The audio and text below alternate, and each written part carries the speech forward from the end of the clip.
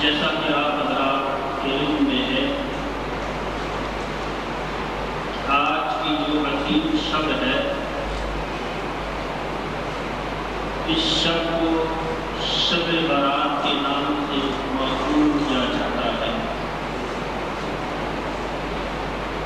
برات کے معنی ہوتے ہیں چھٹکارا، نجات یا بری ہو جانا، کہ چونکہ یہ رات نجات کی رات ہے، یہ رات دوزخ سے چھٹکارے کی رات ہے، اور اس رات کو انسان عبادت کرتا ہے اور اللہ تبارک و تعالیٰ سے سچے دل سے توبہ کرتا ہے، اللہ تبارک و تعالیٰ اسے گناہوں سے بری کر دیتا ہے۔ اس لیے اس رات کو شب برات کہتے ہیں۔ دیکھیے کہ انسان جب اللہ تبارک و تعالیٰ کی نافرمانی کرتا ہے، انسان جب گناہ کرتا ہے، تو ہمیں سوچنا چاہیے کہ جب انسان اپنے رب کی نافرمانی کرتا ہے تو وہ کیا سوچ کر کرتا ہے، وہ کیا سمجھ کر کرتا ہے، یا اللہ تبارک و تعالیٰ کو میری اس نافرمانی کا علم نہیں، یا اللہ تعالیٰ کو علم تو ہے اور میری اس نافرمانی پر وہ سزا دینے کا اختیار نہیں رکھتا۔ اس کی ایک مثال ہم دیکھتے ہیں، آپ اگر کسی جگہ कैफर का कोई सिपाही मौजूद हो तो हम अपनी गाड़ी गलत समझ नहीं ले जाते। अगर वो अपनी जगह मौजूद ना हो फिर हम अपनी गाड़ी गलत समझ ले जाते हैं। पता चला कि जब ट्रैफिक का सिपाही मौजूद हो, वो हमें देख रहा हो, तो हम कानून की खिलाफ वर्जी नहीं करते, इसलिए कि हम जानते हैं कि ट्रैफिक का सिपाही हमारी इस खिलाफ वर्जी पर हमें देख भी रहा है, ये इल्म रखता है और फिर हमारे खिलाफ कार्रवाई करने का इख्तियार भी रखता है, सजा देने का इख्तियार भी रखता है, कुदरत भी रखता है।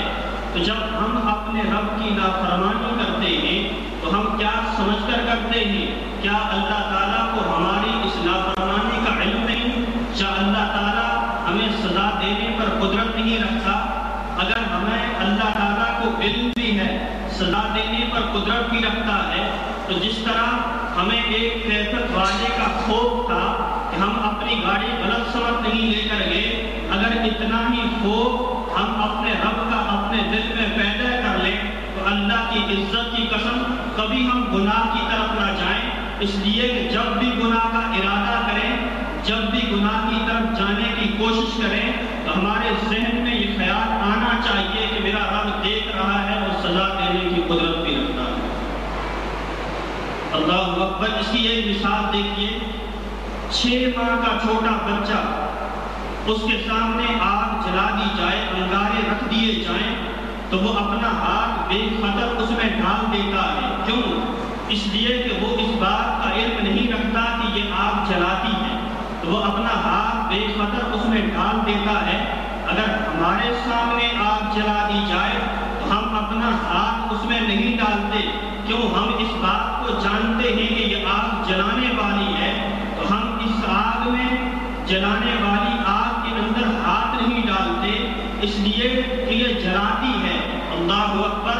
तो जिस तरह हम दुनियावी आग पर ये ईमान रखते हैं कि ये जलाती है, अपना हाथ उसके अंदर डालते नहीं है, तो हम वो काम क्यों करते हैं कि जिसकी वजह से अल्लाह ताला हमें दोज़ख की आग में दाखिल करेगा, जो आग इससे 70 गुना ज्यादा होगी।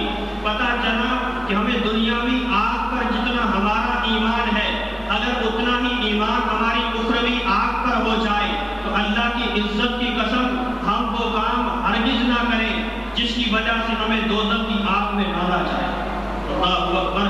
हज़रत आयशा सिद्दीक़ा रज़ियल्लाहु ताला अन्हा फरमाती है, हुज़ूर अलैहिस्सलातु वस्सलाम से अर्ज़ करती है, या रसूल अल्लाह सल्लल्लाहु अलैहि वसल्लम, जिस दिन से मैंने आपसे ये सुना है कि कब्र मैयत को दबाती है, उस दिन से मेरी रातों की नींद उड़ गई है, उस दिन से मुझे बिस्तर पर नींद नहीं आती है।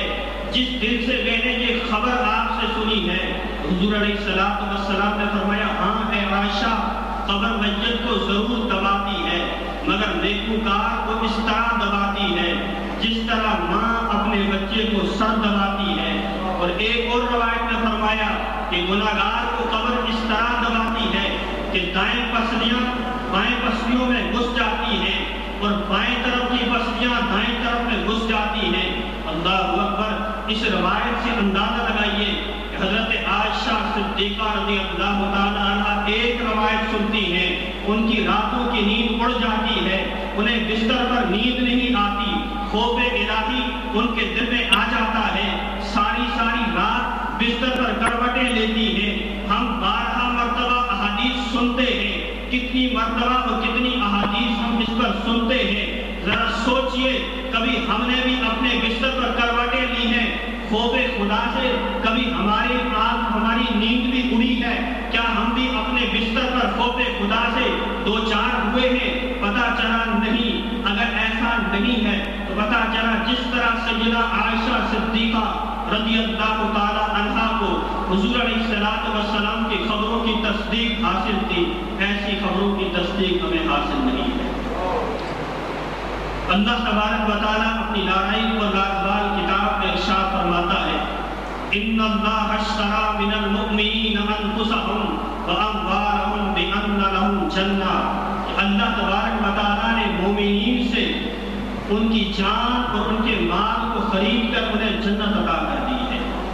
یعنی مومنین سے اللہ تعالیٰ نے سودا کر لیا ہے کہ یہ جان اور مال اگرچہ رب کی دی ہوئی ہے، اس کے باوجود رب دے کر احسان جتلاتا ہے، فرماتا ہے کہ جان اور مال یہ مجھے دے دو، اس کا اختیار مجھے حاصل ہے اور اس کے بدلے میں تمہیں جنت عطا کروں گا۔ اللہ اکبر۔ پتہ چلا اب جان اور مال پر ہمارا اختیار نہیں رہا۔ اب کہوں گا بتائیے وہ اس خریدار کے ساتھ ناانصافی ہوگی یا کہ نہیں؟ ایک مہذب معاشرے کے اندر کوئی شخص اس ظلم کو روا نہیں رکھ سکتا، تو جو چیز ہم اپنے لیے برداشت نہیں کر سکتے کتنی آسانی کے ساتھ ہم نے اپنے رب کے لیے برداشت کرنی ہے۔ اس کی ایک مثال سمجھانے کے لیے ایک مثال آپ کے سامنے پیش کرتا ہوں۔ ایک شخص مکان بناتا ہے، مکان بنانے کے لیے سیمنٹ، بجری، ریتا، لوہا مہیا کرتا ہے، اس کی تعمیر کرتا ہے۔ جب وہ مکان تیار ہو جاتا ہے، اب قریب آتا ہے کہ وہ اس مکان میں رہائش اختیار کرے، اب وہ اس میں رہنے لگے۔ جب ایسا وقت آتا ہے، اچانک ایک شخص آ کر اس مکان پر قبضہ کر کے کہتا ہے کہ اس میں میں رہوں گا، اس کے حقوق میرے ہیں، میں اپنی منشا و مرضی کے مطابق اس میں رہائش اختیار کروں گا۔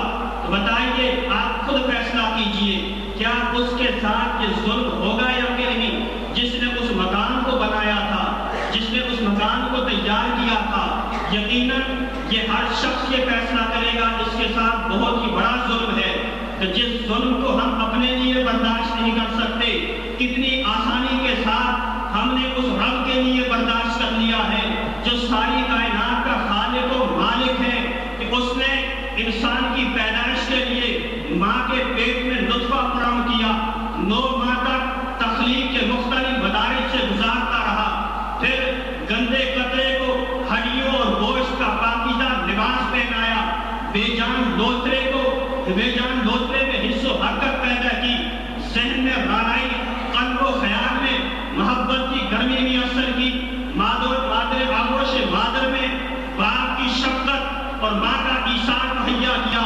اسی طرح وہ انسان کو پالتا رہا، بڑھاتا رہا، بدلے انسانی کی تعمیر کرتا رہا۔ جب انسان اس قابل ہو گیا، اب اللہ کی اس بنائی ہوئی عمارت کے اندر اللہ کے احکام کو آباد کرتا، اسلام کو آباد کرتا۔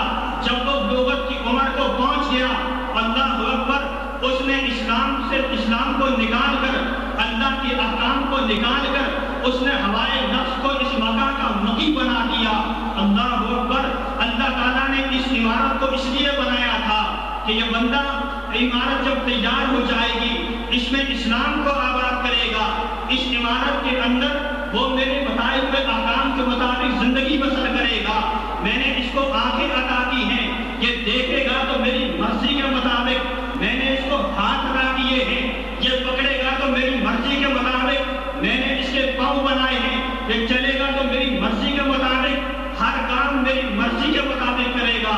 اللہ اکبر۔ جب یہ عمارت تیار ہو گئی، ہم نے اپنے رب کو بلا دیا ہے، اللہ کے احکامات اس عمارت سے نکال کر ہوائے نفس کو اس مکان کا مکی بنا دیا، اپنی خواہش نفس کو ہم نے اس عمارت کے اندر داخل کر دیا ہے۔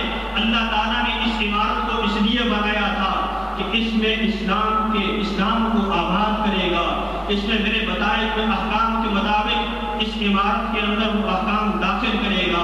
اسی لیے فرمایا انہ کان ظلوما جہولا، بے شک وہ بڑا